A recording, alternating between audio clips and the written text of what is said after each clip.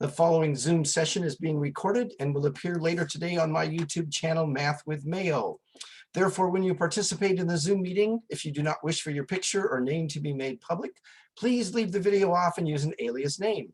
If you have questions during the meeting but do not wish to speak, email me at bmail@ybcc.edu and I will respond as soon as I can. All right, so, excuse me, first of all, I want to clarify again test taking procedures. I had several people email me yesterday, sort of in a panic, not sure what is it we're supposed to do. So here's what I want you to do when you're taking a test, okay?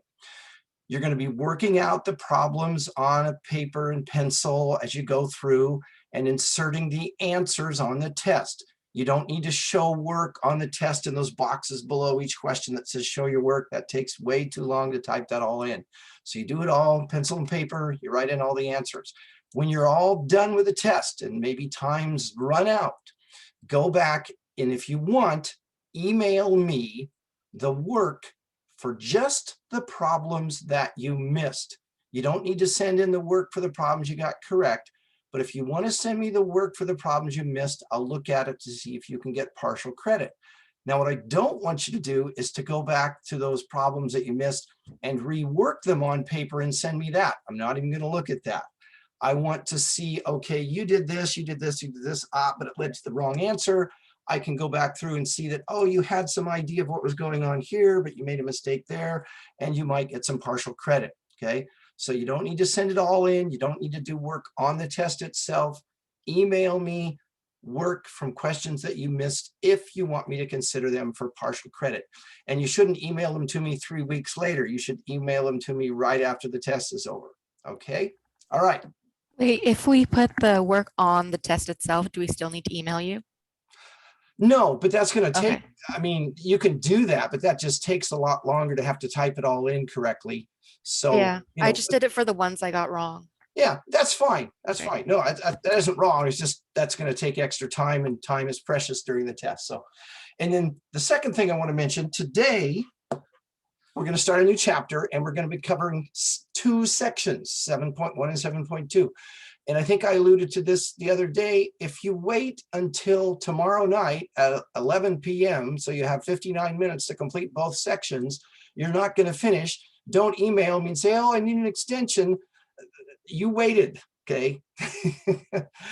You should in fact finish most of this tonight if you can. And then if you still have questions tomorrow, you ask during the lecture so that by tomorrow night you can wrap it up. But don't wait till the second day, okay?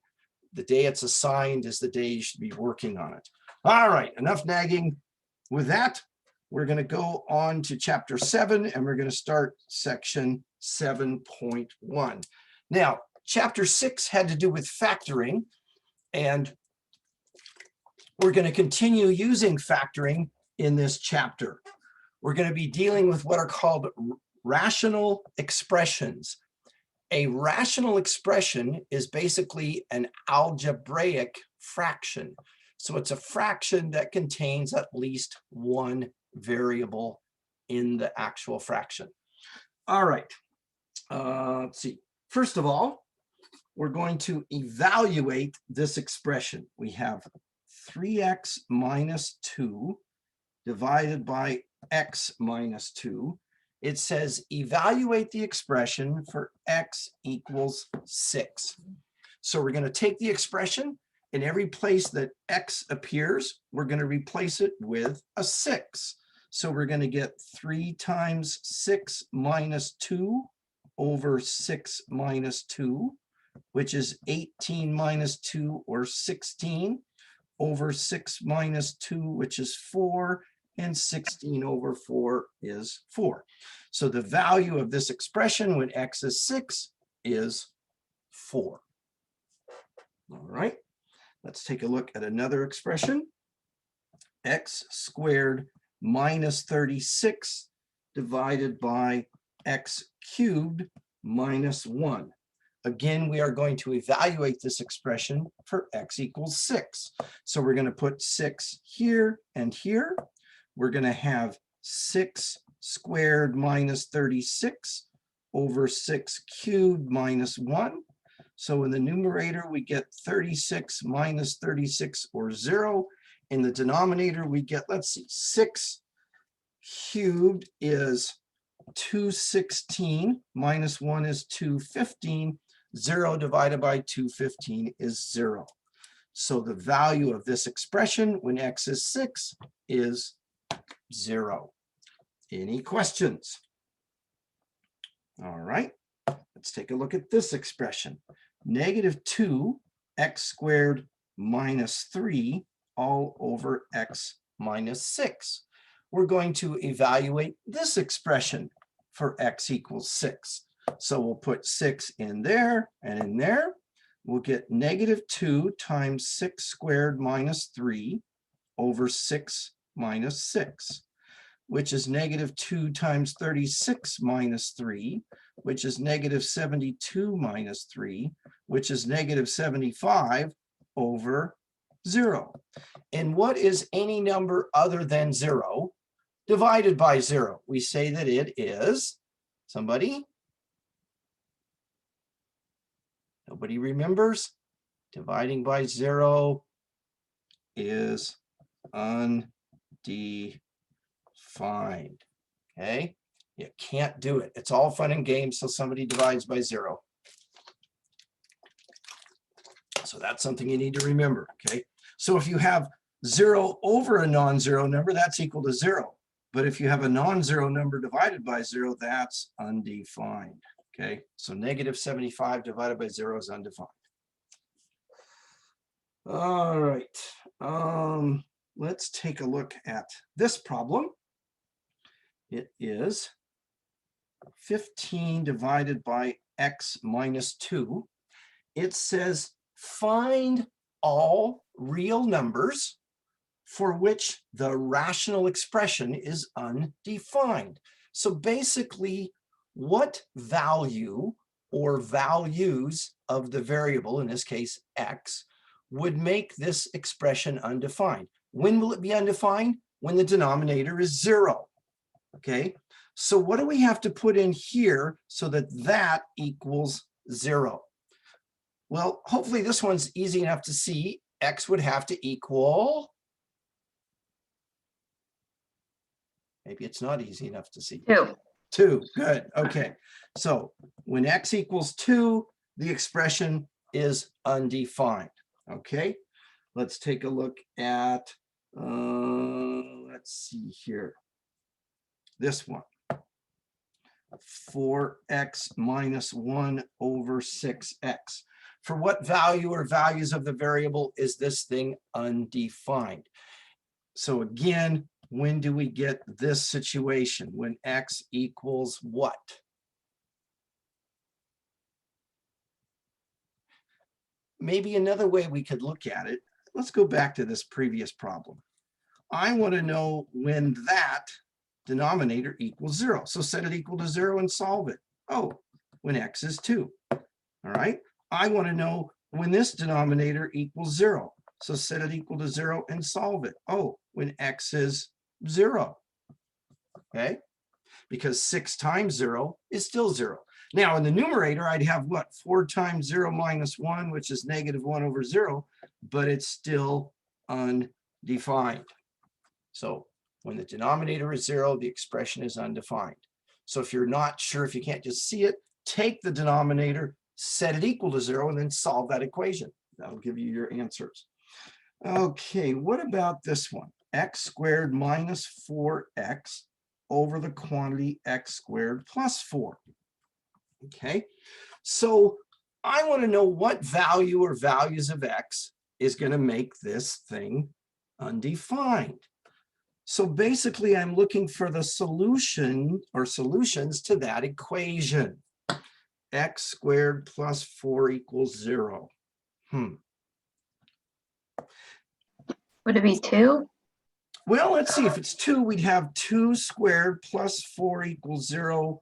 4 plus 4 equals 0. 8 equals 0. No, it's not 2. Something else, maybe?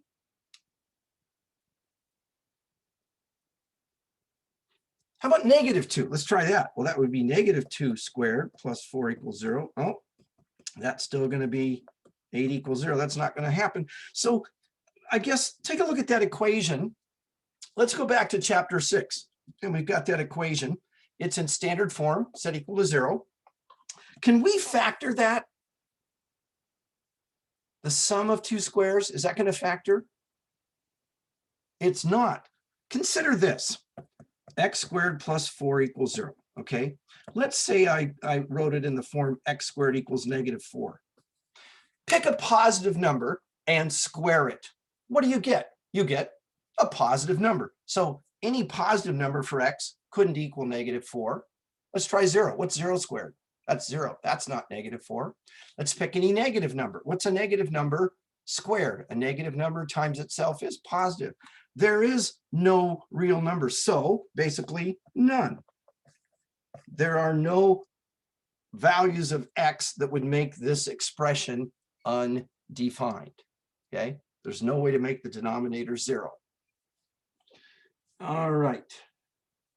Now, let's take a look at simplifying some fractions. Let's see, I've got 48 over 16y. And I want to simplify this by reducing it. Can you see that 16 is a common factor of the numerator? So if I divide the numerator by 16, I'd have 3. And if I divide the denominator by 16, I'll have y. So 48 over 16y could be reduced down to 3 over y. We okay with that? Questions there? You're moving a little bit fast. All righty. I'm feeling the pressure because I got 2 sections to go, but I will slow it down. And if I go too fast again, you tell me, say, whoa, hold down there. I did not take any coffee this morning. I don't need any caffeine. I'm too much wired anyway, right? Too much wired, whatever. All right. Take a look at this situation.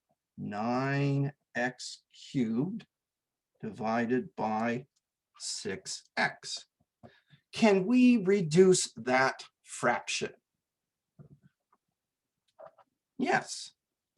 We could take a 3. We could divide the numerator by 3 and the denominator by 3 and reduce it down to 3/2. X cubed divided by x to the first power would be x squared over 1. So I get 3x squared over 2. Or I could write it 3/2 x squared. And if I write it this way, make sure that this is kind of straight out from the fraction bar, because if you get it down below, that's not correct. All right. We okay with that? So for these questions, are we just asking to like simplify or solve? That's all it says is simplify. Now, Okay. to solve, it would have to be an equation. And since these are not equations, technically we can't solve them. We can just simplify them. Okay. Now, here's where life gets a little more complicated.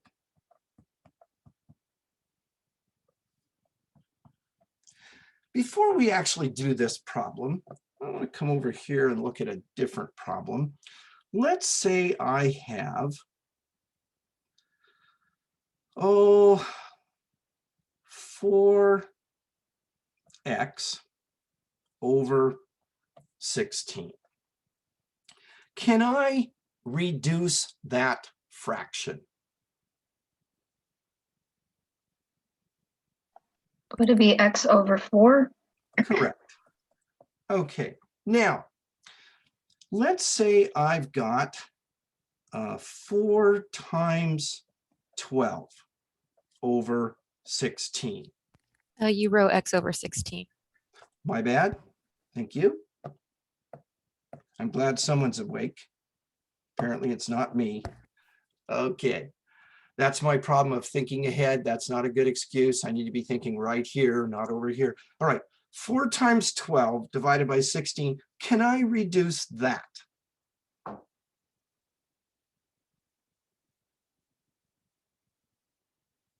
Yes. Okay. Would be, Let's do it a piece at a time. How about Okay. 4 over 16 would be what? 1 over 4. And then the 12 over 4 would be 3 over 1. So I get 3. Okay with that? Kind of. Kind of, okay. Kind of isn't good enough. Let's go back. Where am I losing you?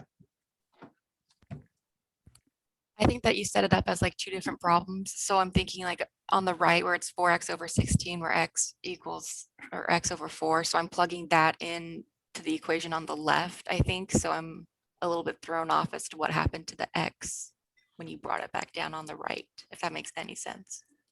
It's gone. We've moved on. Okay. Different scenario. I'm trying, basically I'm starting here and I'm trying to get you over here. And so I'm kind of piece by piece, but if I confused you, my apologies. Okay, so we're just taking plain old 4 times 12 over 16. X is gone, okay? So are you all right with this situation right here? Can I reduce that?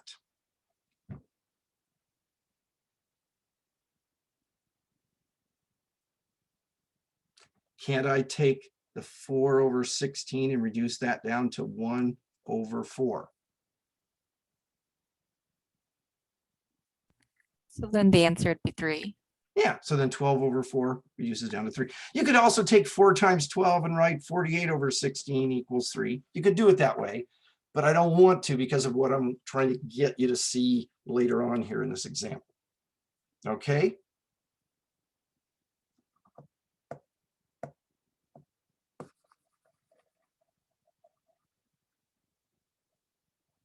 So let's go back.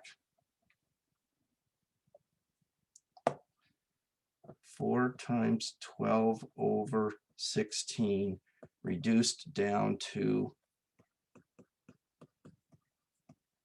3. Okay. What about this? 4 plus 12 over 16. Can I reduce this problem in the same way that I reduce that? Can I come in and say 4 over 16 is 1 over 4? No, because you need to add the numerators first. Right. But this is what I want to say, and you're correct, but these are factors. These are terms. I can reduce a fraction that contains all multiplication and division factors, but to reduce this, I would either have to add the numerators first, or I could do this. I could split them up and say, okay, I could take 4 over 16, which would be 1/4, plus 12 over 16, which would be 3/4, which would give me 4/4 or 1. Now, you might say, well, why wouldn't you do it this way? Well, in this situation, you would, but do you understand that I could also take each numerator and divide it by the denominator to get here? Yes. Okay, now let's go back here and let's see if we can apply what we learned over here. This problem is kind of like this mess in that in the numerator, I don't have just one big product. I have 2 separate terms. But what if I did this?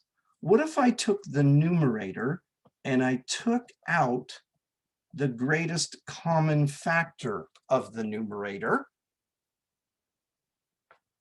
Now, the numerator is a product. The factors are 4 and the quantity x plus 3. So this is a factor in the numerator of the entire numerator. This is a factor of the entire denominator. I can go in and reduce that and get my final answer. But I can't go in this form and start reducing things down because there are terms in the numerator. This is the big deal in this section and perhaps in this chapter, is recognizing the difference between factors and terms. I can reduce factors. I can't reduce terms. So it has to be a product in the numerator and a product in the denominator, okay? Now, let's take a look at this again. Let's see here, where are we? 2x minus 14 divided by x minus 7. Can I take 2x divided by x and get 2? The answer is no, because the 2x in the numerator is not a factor, it's a term. And the answer is no, because the x in the denominator is not a factor, it's a term. Okay, well, what about, could I reduce the minus 14 over the minus 7? No, because the minus 14 is not a factor of the numerator. No, because the minus 7 is not a factor of the denominator. So what can I do? All right, well, if I take this rational expression and I factor the greatest common factor, out of the numerator,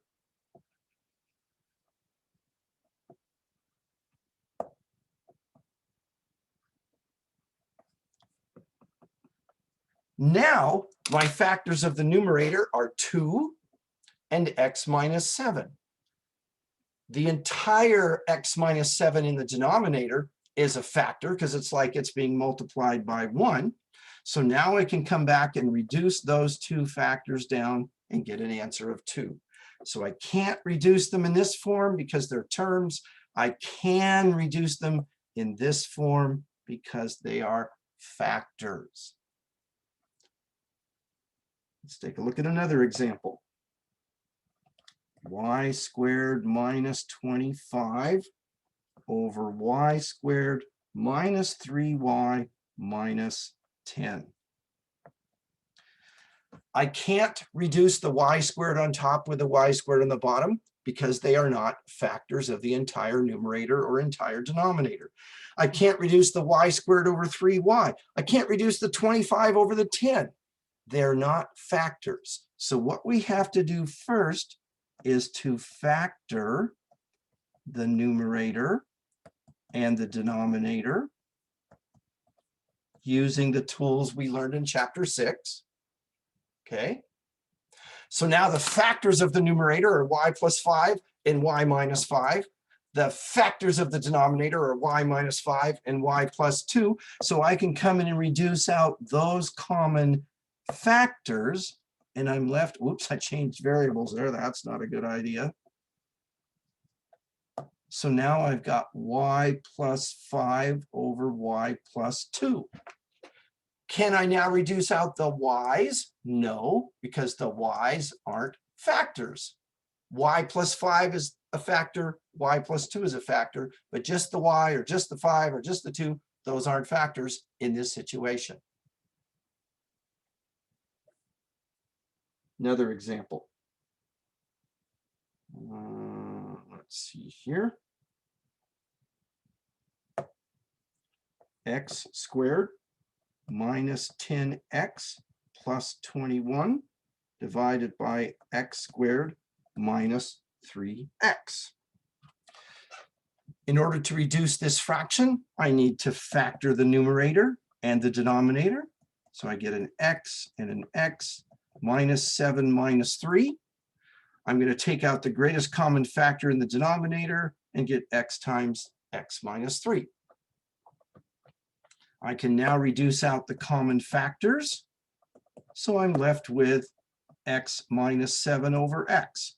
Can I reduce the x's? No, the x in the numerator is not a factor. It's a term.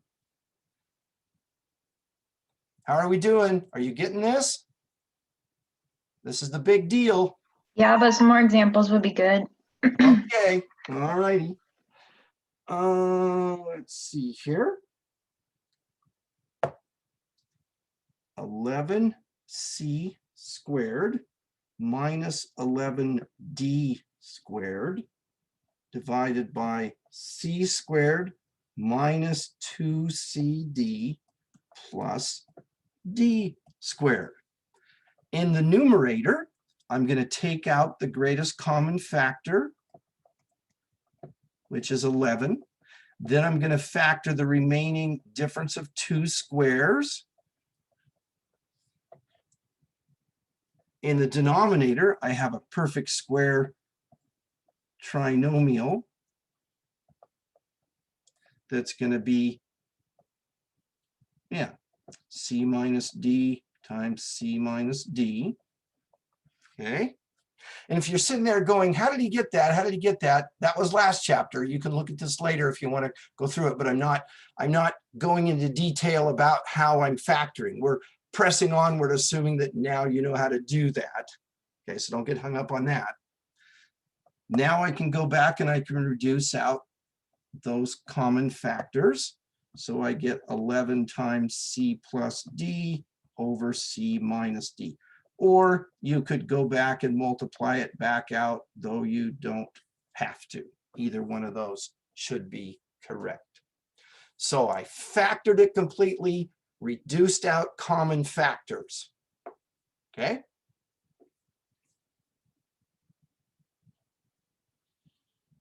How about this one? 9y squared minus 12y plus 4 over 3y minus 2 cubed. In the numerator, I have 3y minus 2 times 3y minus 2. That's a perfect square trinomial. In the denominator, I have 3y minus 2 times 3y minus 2 times 3y minus 2. So I can reduce out that common factor and that common factor. Now, a common mistake is students will just write that and they won't even put the line. They'll just say, oh, it's 3y minus 2. No, it's not. It's 1 over 3y minus 2. These did not cancel. They reduced down to 1 over 1. These did not cancel. They reduced down to 1 over 1. So still got a 1 in the numerator over 3y minus 2 in the denominator. All right. Okay. Let's see here. 6 times the quantity D plus 3 minus 6 over 7 times the quantity D plus 3 minus 7. Can I reduce the D plus 3 in the top and the D plus 3 in the denominator? No, No. Correct. You cannot, because they are not factors of the entire numerator and the entire denominator. Sure, this is a product made of 2 factors, but the whole thing isn't factored. So what I've got to do is I've got to distribute 6D plus 18 minus 6, which is 6D plus 12 over 7D plus 21 minus 7, which is 7D plus 14. Now I'm going to factor a 6 out of the top and a 7 out of the bottom. Now I can reduce those common factors out. But you can't do it here because the D plus 3s are not factors of the entire numerator and the entire denominator, whereas here they are. Okay, so you've got to get it factored before you try and reduce it. That's the ticket. All right, I want to look at a special situation. So see if you can follow this pattern. What's 7 minus 3 over 3 minus 7? What's 7 minus 3? 4. What's 3 minus 7? -4. What's 4 divided by -4? -1. Good, okay. Okay. But 10 minus 6 over 6 minus 10. Oh, wait, now I don't want to use those because we're going to get the same answers and then you'll think that there's something else going on. 12 minus 4 over 4 minus 12. Okay, so what's 12 minus 4? 8 4 minus 12. would be -8, What's 8 divided by -8? -1. All right. Can you see that in each case, we end up with a number divided by its opposite, which gives us -1? Yeah. Okay, so this number is the opposite of that number. Okay, Okay. all right.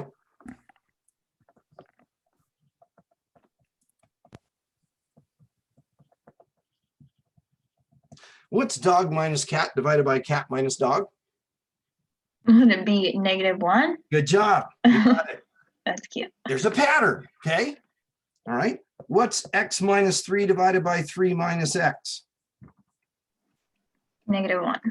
What's 17 squared minus 8 over 8 minus 17 squared? Would be -1. Good. Now don't lose that. Okay. Okay. All right. Now, what's 18 minus d over d minus 18? Would it still be -1? Yes, it would. Okay. The variables confuse me. I'm waiting for you to trick us. Would I do that? Yeah, I think you would. Absolutely. Oh, come on. Especially this morning. Oh, am I that mean? Don't answer that question. All right. Now, is this -1? No, because you have to What? reduce it, but you have Greatest to. common factor. Okay, good. You're onto something there. Okay, so far so good? Yep. Is that -1? No. The part in red, forget the 3, the part Oh, that's the part in red? Yeah. yeah, sorry. that's why I went, is that, Oh, okay. sorry. So- Yeah, okay. So that's gonna be -1 over 1, so -1 over 3. Okay, Right. so the whole thing wasn't that pattern, but a piece of the whole thing was that pattern. Right. That pattern being the doggy minus kitty divided by kitty minus doggy. Okay.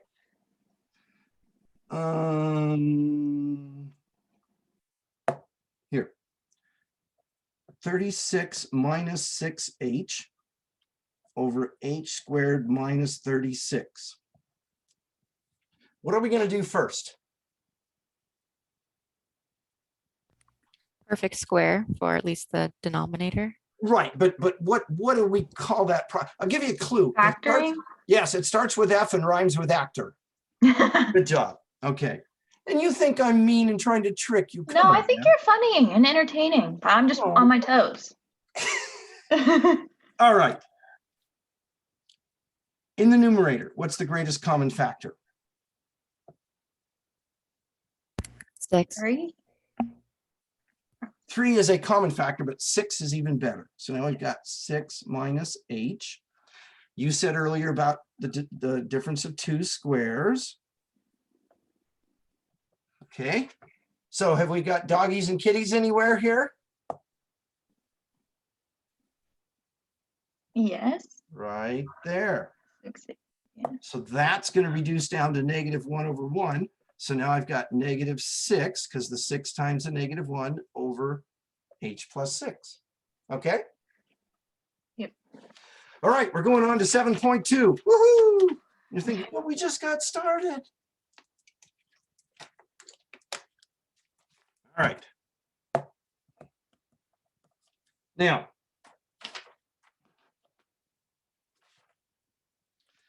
let's go back to our arithmetic days. And we've got 2/3 times 6/5. Okay. What's the general rule when you're multiplying fractions? You multiply straight across, right? So this would become 12/15. Are we okay with that so far? Yeah. Okay. Now, can we reduce 12/15? Divide it by 3. Right. So divide by 3, divide by 3, and we get 4/5. All right. But then there's somebody that's going to say, but wait a minute, Mr. Mayo, can't you reduce that right back there? We learned that back in arithmetic, that this is a 2 over 1. So I could pre-reduce, right? You okay with that? What I did there, or did I go too fast? I think I get it. Okay, so 6/3 reduces to 2/1, okay? Because this is all multiplication. Now, let's say I've got this 11m over 21 times 14 over 55m cubed, all right? Could I, in fact, reduce the 11m and the 21? In other words, could I reduce these?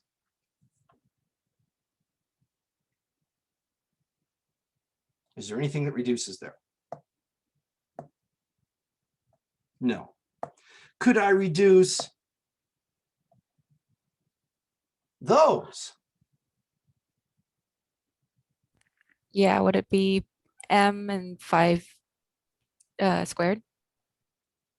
Well, No, okay, it would so be 1 and 5 let's squared. just go with, yes, we can do it. Okay, now 11 over 55 would reduce to 1/5. Okay. See that? You take out 11 on top, 11 on the bottom. Yep.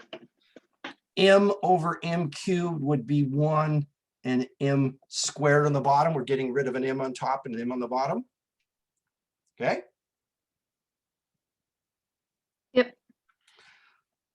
14 divided by 7 is 2. 21 divided by 7 is 3.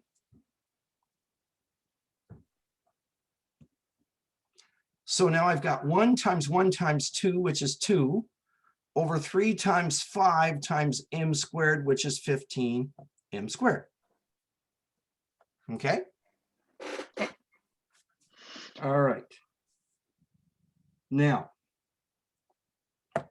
let's see, I've got a minus 9 over 9 times 8a over a minus 9. Never put a's and 9's in the same problem. Then why did They I? look the Well, I same. copied it out of the book. I should have changed it, but all right.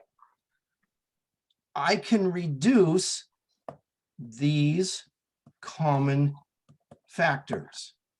So now I have 8a over 9. We okay with that? Yeah. All right.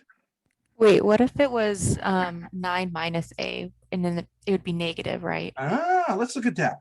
So if it was 9 minus a over 9, and then 8a over a. You like those doggies and kitties, don't you? All right. Yeah. So this, oops, let's get the red there. This would reduce down to a -1.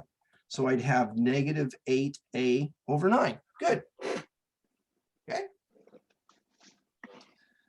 All right. Now,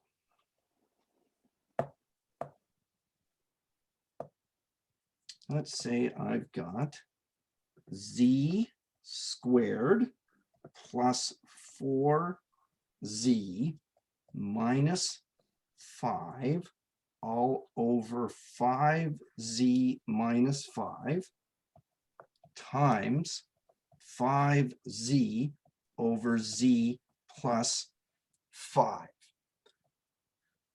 Recall, I can reduce factors in the top and factors in the bottom, but not terms.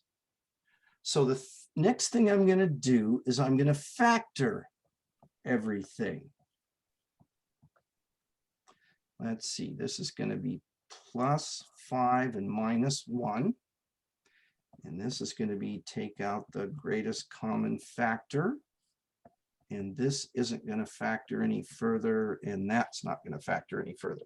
So this became that, this became that. All right.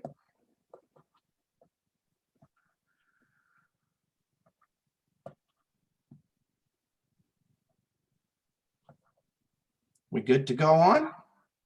Yep. So now, I got rid of this and I shouldn't have. Let's see.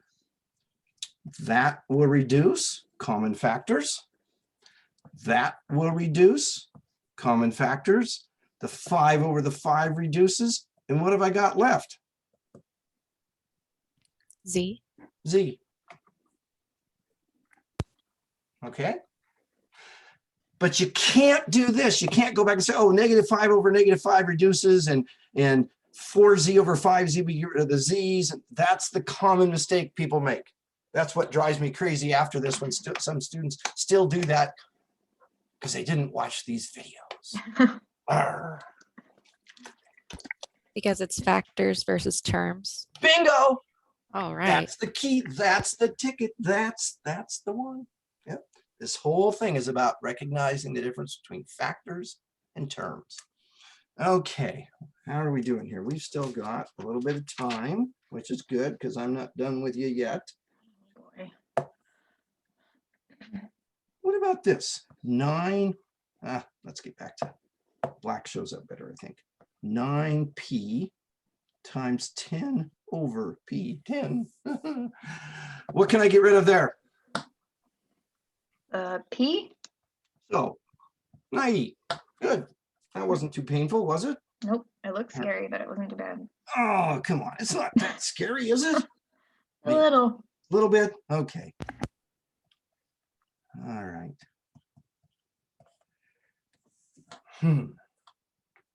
What can I do there? Is the 28 a factor of the numerator? Yes.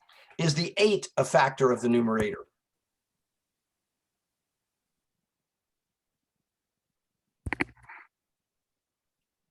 Yes. No. No, because this 8 isn't being multiplied by everything. Oh, right. Is the -3 a factor of the numerator or the t?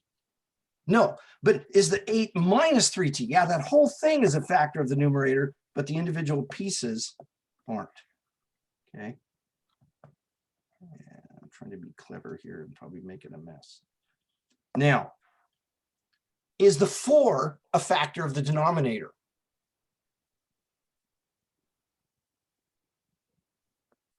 Yes. Right, because it's being multiplied by everything else there. So what I can do is I can take 28 over 4 and make it 7 over 1. So now I've got 7 times the quantity, 8 minus 3t, all over t. So I reduced the 28 and the 4 because they were both factors of their entire numerator and denominator.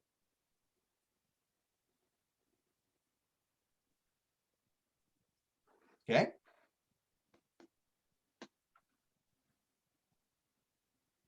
Any questions? Nope.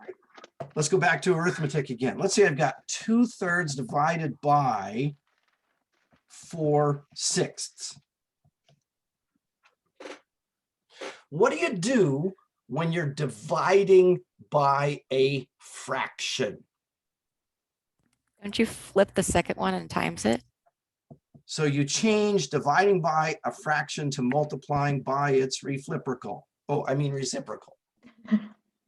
Now I'm back to the previous scenario. I can reduce what 2 over 4 is 1/2, and 6 over 3 is 2 over 1, and 2 over 2 is 1 over 1, and the whole thing reduces down to 1, and you're all going, oh, but you went so quickly. But my point of that is this: dividing by a fraction is like multiplying by its reciprocal. Okay. So now let's just open this up to just a horrendous problem. Just what you wanted, huh? Mm-hmm. Okay. X squared minus 2x minus 35 divided by 3x squared plus 27x. All of that divided by 3x squared. Basically, I just threw you into the deep end with the sharks with no life preserver. That's what it feels like. But it's okay. They're vegetarians, so you're fine. Okay, good. And then 18x squared plus 12x. Okay, what do I have? I have a fraction divided by a fraction. That's what you need to see there. There's all those x's and stuff, but do you see that it's a fraction divided by a fraction, right? Right. So that's no different from that. Well, it looks awful. Don't panic. So this becomes, what do? We take the first fraction times the reciprocal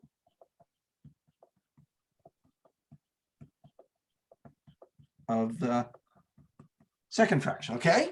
Same thing, we just flip the second one as you said. All right? Mhm. Now what do we need to do? Factor. Good job. Okay. When I'm in the classroom, I'll say, ask for a volunteer that wants to really look brilliant. And I say, every time I point to you, just say factor, and everyone will assume that you're really brilliant because Oh, okay, that's me. that's today. you. Okay. Okay. Yep. Okay, Jen. So what are we going to do, Jen? We're gonna factor. Good job. Okay. Okay. This is x and minus 7 and plus 5. And this is 3x times x plus 9. And this is 6x and 3x plus 2. Let's see, I think I've got that all correct. Let me double check. So 18x squared, 12x. Blah, blah, blah. Okay, so I left the tough one for last. Okay, the 3x squared plus 17x plus 10. But before I do that, any questions so far? No, I'm just kind of slow on the factoring, so Yeah. I think at my own pace I'll be okay. You're going to get a lot more practice this chapter. Okay. Just woohoo, just what you wanted. Okay, Yep. I'm going to take this and I'm going to go to the next page. 3x squared plus 17x plus 10. Okay, so A is 3, B is 17, C is 10, the product is 30, the sum is 17, the numbers are 15 and 2. 3x squared plus 15x plus 2x plus 10. Factor by grouping. The greatest common factor is 3x. X plus 5. X plus 5 plus 2 outside. And I know I'm traveling at the speed of light here. But Okay. so that trinomial factors into x plus 5 times 3x plus 2. Okay. So I'm going to take that and go back here.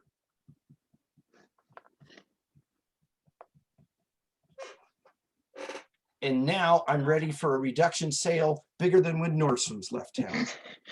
Some of you don't even know Nordstrom's used to be in town. We used to have a downtown mall. What? Really? Wow. Ancient history for you. Okay. Mhm. So let's see. I could reduce those. I could reduce those. I could reduce 6 over 3 as 2 over 1. And I could reduce the x over x as 1 over 1. So what do I have left? Up on top, I've got a 2 and an x minus 7.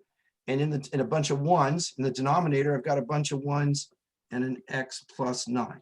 So I could write it like that, or I could write 2x minus 14 over x plus 9. Okay. So you're going to be dealing with division of rational expressions. In other words, we're going to have a fraction divided by a fraction. You're going to change it to multiplication of the reciprocal of that second fraction. Then you're going to factor everything completely. Then you're going to reduce out the common factors. And then you're going to drop dead from exhaustion. No. It'll be fine. It'll be fine. That's what you were thinking, right? Okay. One more example. This takes you back to a class, if you took Math 75, it deals with unit conversions. So let's see if you remember this. If I have 150 yards divided by 1 times 3 feet divided by 1 yard, what's the answer and how do I get it? Well, you got to change the 3 feet into yards, right? Or no? Mm, Or vice versa? Well, what we're doing is we're taking 150 yards and converting it into feet. This is what known as a unit conversion factor. We cross out the common units in the numerator and the denominator. So what are left are feet, or is it what is left? Oh, okay. So then we've got what, 450 feet. Remember about doing that? Kind of, maybe, sort of. I haven't taken a math class in 8 years. These I neurons have haven't- not fired in a while. I haven't since like 2007. Yeah. So I'm with you. Same. I haven't taken a math class in 8 years, and you don't hear me whining. Whatever. You know what they say, those that can't teach, no, those that can't do, teach. Those that can't teach become administrators, and those that can't administrate run for public office. Oh my No. God. Male for president in 2044 or whatever. You got my vote. No, Yeah. no, please, I don't want the job. You're Okay, smart. I'm You're sure good. I'm in big trouble now. Just pass me and I'll get your vote. Good.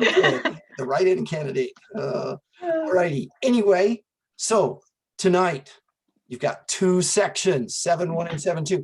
Don't procrastinate. Don't wait till tomorrow. Okay. Don't wait till tomorrow. Procrastinate today or whatever. Anyway, no, don't do that. All right. So let's stop the recording.